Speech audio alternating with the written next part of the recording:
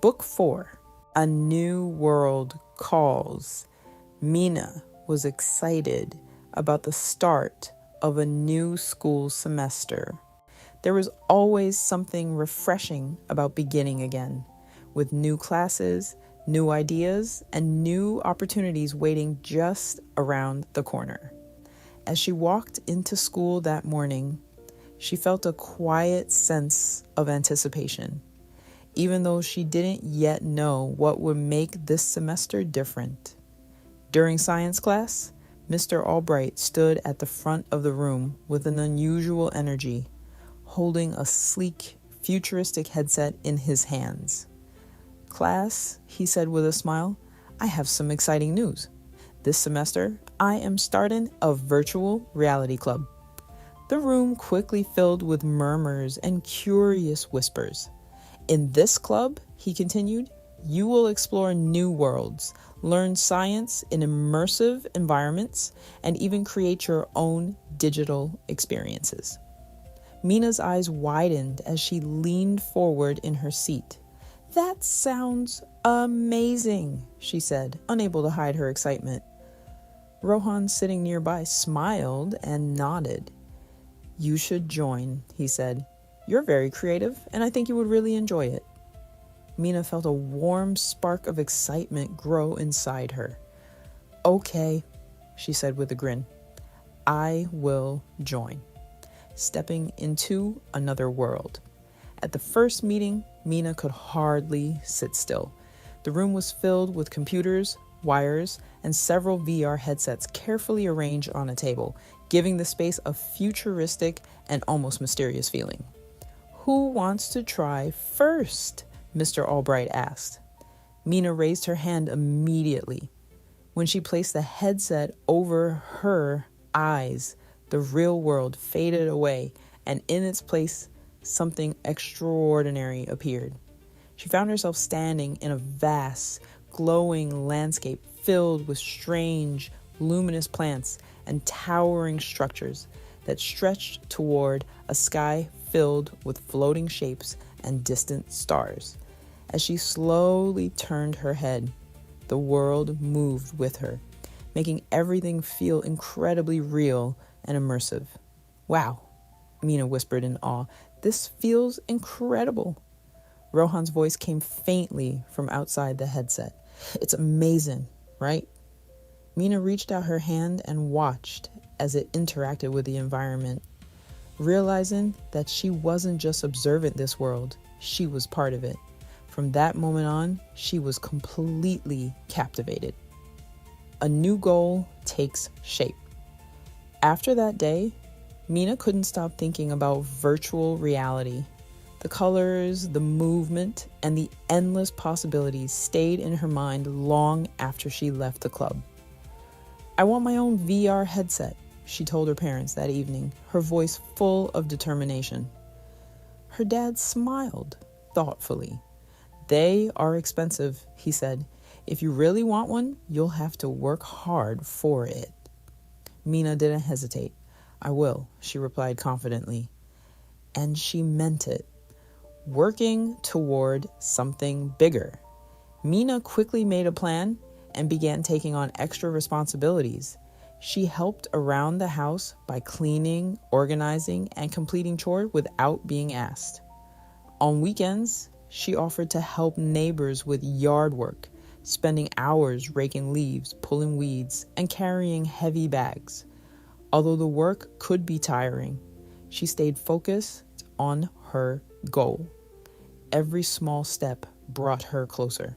"I'm getting closer," she told Maya one afternoon as she counted her savings. "That's good," Maya said, giving her a thoughtful look. "Just make sure you don't forget everything else along the way." Mina nodded quickly. "I won't." However, as time passed, she didn't realize that her focus was beginning to shift too far in one direction. Losing focus. Mina's thoughts slowly became consumed by VR. During class, she often found herself daydreaming about digital worlds instead of paying attention to her lessons. One day, her teacher called on her.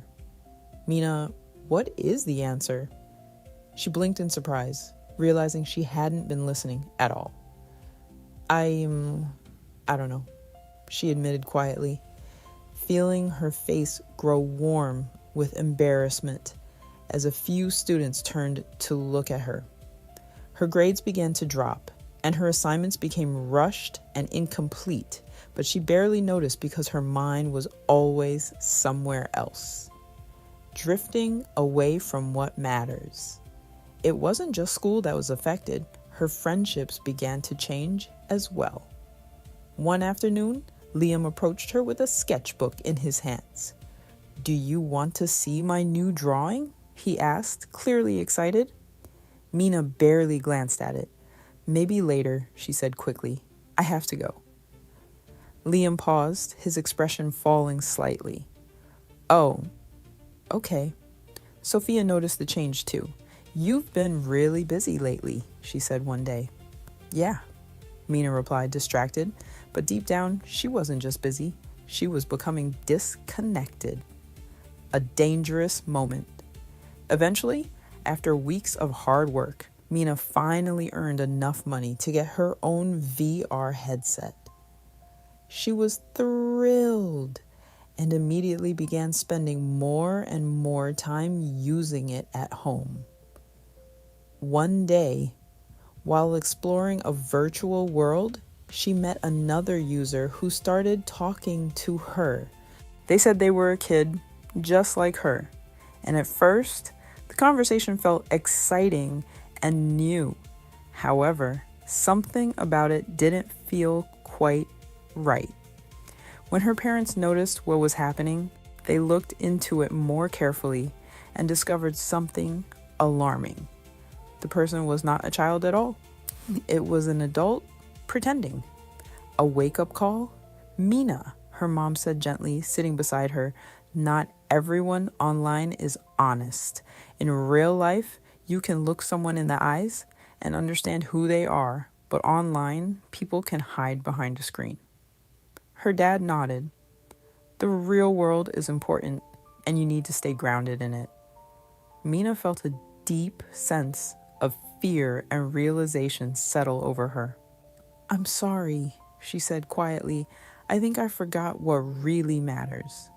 Stepping back to move forward, her parents decided to take the headset away for a while, giving Mina time to reset and refocus. At first, she felt frustrated and disappointed, but as the days passed, she began to notice something important.